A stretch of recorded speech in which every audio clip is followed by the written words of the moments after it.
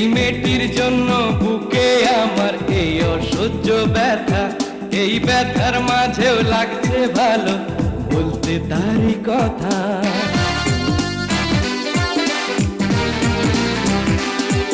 এই মেয়েটির জন্য বুকে আমার এই অসহ্য ব্যথা, এই ব্যথার মাঝেও লাগছে ভালো বলতে তারই কথা।